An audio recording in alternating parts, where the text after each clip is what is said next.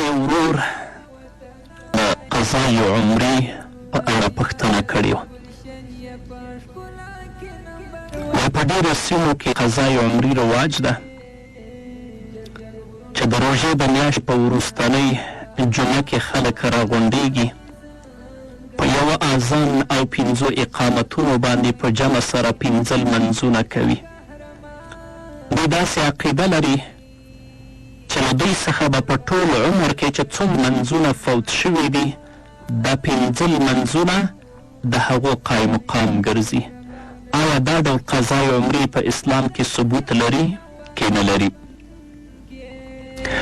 فقها لیکي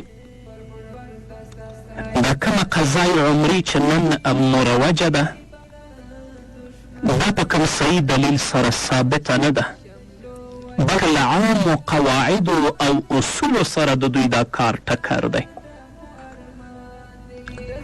د دیوبند علما لیکي چې دا سیئه بدعت دی، قبیح بدعت دی، کوم چې د عوامو لپاره یوه مهلکه خبره ده او خواصو ته ضرورت نشته.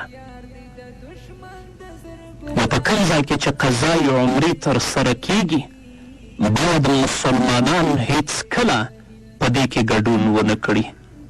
دا په اصل کې ښول دي بې لمازي ته چې په ټول کال کې لمونځونه مه کوئ، راځئ د روژې په مبارکه میاشت کې وروستۍ جمعه کې 5 لمونځونه په جمع سره ادا کوو. دا به جریره وګرځي د هغو ټولو لمونځونو لپاره چې تاسې ټول کال کې یا په ټول عمر کې قضا کړي. دا خلک په حقیقت کې خلک بې لمازي ته هڅوي.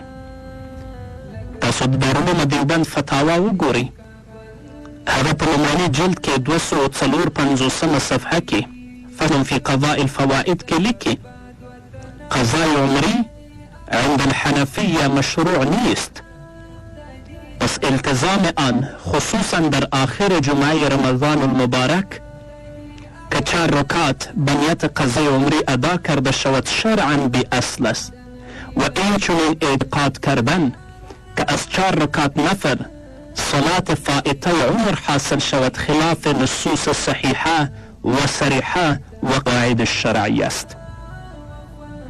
همدارنګه کفایت المفتی په 2 جلد کې په 338 صفحه کې لیکي چې د عمرې لمونځ بې اصله دی او په جماعت سره ادا کول یې ناجایز دی.